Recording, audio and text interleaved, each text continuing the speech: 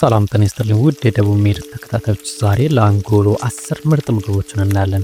የበለጠ ትኩረት መስጠት፣ የተሻለ ማስታወስና የደስታ ስሜት ሚስጥር በኩሽናዎቹ ውስጥ ቢደበቅስ? ዛሬ ለአንጎሎ ፍላጎት ዋና ዋና ምግቦች እና ከበስተጀርባቸው ያለውን ሳይንሳዊ ምርምሮች እናያለን።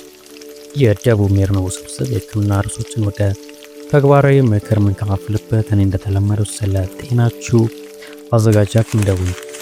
በዚህ ቪዲዮ ውስጥ እንደ ትምህርት ካካተትናቸው ውስጥ እርጅና አእምሮ፣ እንዲሁም ደግሞ የዱባ ፍሬዎች ለአእምሯችን የሚሰጡት ጥቅም፣ የአሳ ምግብ፣ በአራተኛ ደረጃ ደግሞ የቤሪ ወይም ደግሞ የዘቢብ ለአእምሯችን የሚሰጡት ጥቅም፣ በአምስተኛ ደረጃ ደግሞ እንቁላል፣ እንዲሁም ደግሞ ስድስተኛ ቅጠላ አረንጓዴ የሆኑት እንደነ ቆስጣ፣ ሰላጣ ያሉትን ለአእምሯችን የሚሰጡት ጥቅሞች፣ ለውዝ፣ እንዲሁም ደግሞ በስምንተኛ ደረጃ አረንጓዴ ሻይና በዘጠነኛ ደረጃ አቮካዶ፣ እንዲሁም ደግሞ በአስረኛ ደረጃ ጥቁር ቾኮሌትን፣ እንዲሁም በስተመጨረሻ ማስጠንቀቂያዎችን እናያለን።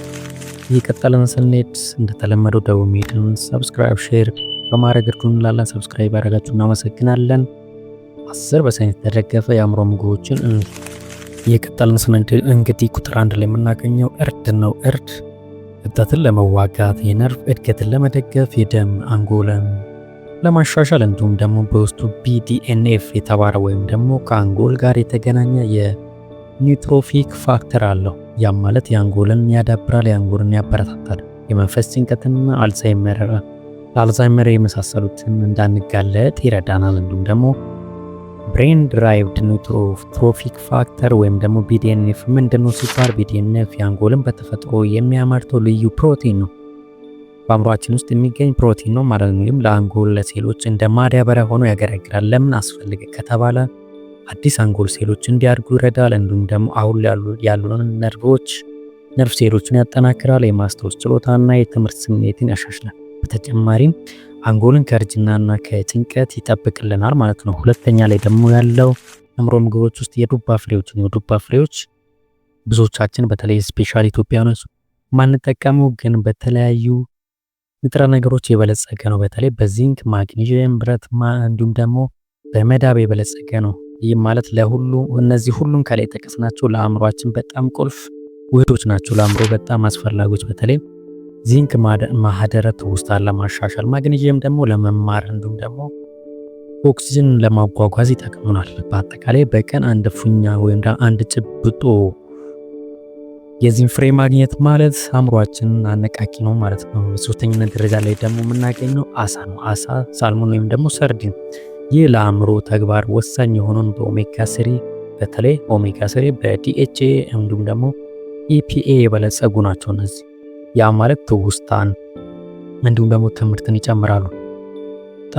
በጥናቶች ስናስደግፍ እንደ አውሮፓውያን አቆጣጠር በ2017 የተደረገ ጥናት ኦሜጋ 3 በአዋቂዎች ላይ እውቀትን የማሽቆልቆል እንደሚቀንስ አሳይ።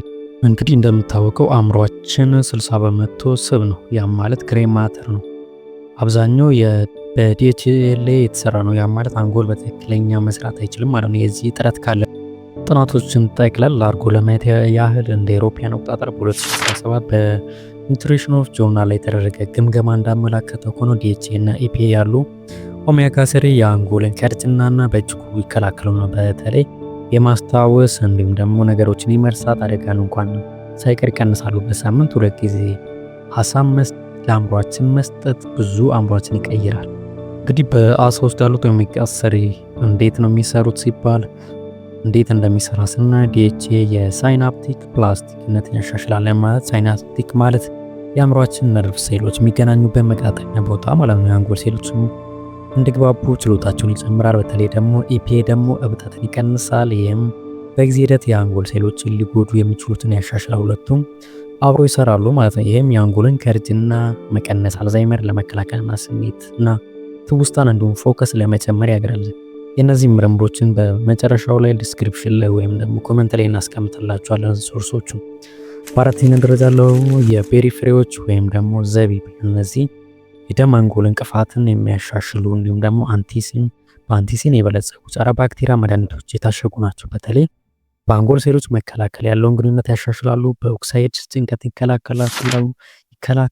እንዲሁም ደግሞ ጥናቶች እንደሚያሳዩት ከሆነ መደበኛ በየዕለቱ የምንመገብ ከሆነ ፊሎችን ከእድሜ የገፉ ሰዎች በተለይ ስፔሻሊ የማስታወስ ችሎታቸውን ያሻሽላል እንዲሁም ደግሞ ይጨምራል። በአራተኛ ደረጃ ደግሞ እንቁላል ነው። እንቁላል በኮሊን የበለጸገ አንቲኮሊን ለማምረት የሚያገለግል ለማስታወስና ለትኩረት የሚያገለግል እንደ B6 B9 ፎሌት እንዲሁም ደግሞ B12 ያሉ የንጥረ ነገሮች የበለጸገ ነው። ወይም ደግሞ በቫይታሚኖችን ይዟል ማለት ነው። በተለይ ለተማሪዎችና ለአእምሯቸው በተለይ ከ50 እድሜያቸው ከ50 ዓመት በላይ ለሆኑ ሰዎች በጣም ተስማሚ ነው ማለት ነው። በስድስተኛ ደረጃ ላይ ደግሞ ቅጠል አረንጓዴ፣ እነ ቆስጣ፣ ሰላጣና የመሳሰሉት። እነ ጎመን ደግሞ ለየት የሚያደርጋቸው በቫይታሚን ኬ፣ ፎሌት፣ ሉቲን እና ቤታ ካሮቲን የታጨቁ ወይም ደግሞ የበለጸጉ ናቸው። እነዚህ ደግሞ አስጋሚ ግንዛቤዎችን ነው ደግሞ የአእምሮ ማሽቆልቆል፣ የማስተዋሰብ መቀነስ እንዲሁም ደግሞ ለአንጎል ሴል እድገት በጣም ጠቃሚዎች ናቸው። በሰባተኛ ደረጃ ላይ ደግሞ የምናገኘው ለውዝ ነው። ለውዝ ከፍተኛ ኤሌ በእጽዋት ላይ የሚገኝ ኦሜጋ 3 የበለጸገ ነው።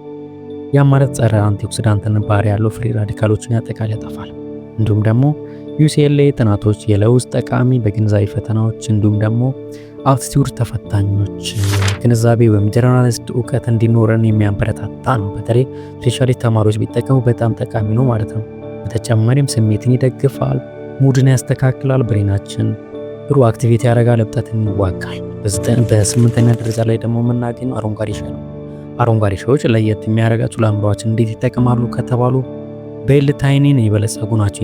የአእምሯችን ለማዝናናት አልፋ አንጎል ሞገሮችን ይጨምራሉ ወይም ደግሞ አልፋ ዌቭዎችን ይጨምራሉ። ያ ማለት በውስጣቸው ካፊን አላቸው ማለት ነው። ያ ማለት እንደ ማንቂያ እንደ ማረጋጊያና አእምሯችን ትኩረት እንዲኖረው ፎከስ ኤሪያውን ይጨምራሉ። የአንጎልን አፈጻጸም የረጅም ጊዜ ማደር ትውስታን ይጨምራል። እንዲሁም በዘጠነኛ ደረጃ ላይ ደግሞ የምናገኘው ለአእምሮ ምግባችን ውስጥ አቮካዶ ጤናማ ቅባቶች የበለጸገ ነው ማለት ወደ አንጎል ደም ፍሰትን ያሻሽላል። ፎሌት፣ ሉቲንና ፖታሽየም እንዲሁም ደግሞ ቫይታሚን ኬ ይዟል። ያ ማለት አንጎል ዋስ ጥበቃ እንዲሁም ደግሞ አእምሯችን እውቀት አፈጻጸም እንዲጨምር እንዲሁም ኮግኒቲቭ እንዲጨምርልን ይረዳናል። በአስረኛ ደረጃ ደግሞ ጥቁር ቾኮሌት በተለይ 70%ቱን ብላክ የሆነው ማለት ከፍተኛ ፍሉፎኖንስ እንዲሁም ደግሞ ካፌን እና አንቲኦክሲዳንትን ባህሪ አለው። ይህ ማለት ስሜትን፣ ትኩረትን፣ ወደ አንጎል ደም ፍሰትን ያሻሽላል። በቀን ቢያንስ ከ1 እስከ 2 ቁራጩን እንኳን መመገብ በጣም ጠቃሚ ነው ማለት እንደ ጉርሻ አእምሯችን ውስጥ ሃይድሬሽን ማድረግ፣ ውሃን በከፍተኛ ደረጃ መጠጣት ድርቀትን ይከላከላል። እንዲሁም ደግሞ የማስታወስ ችሎታን ይቀንሳል። ውሃ በደንብ መጠጣት አለብን።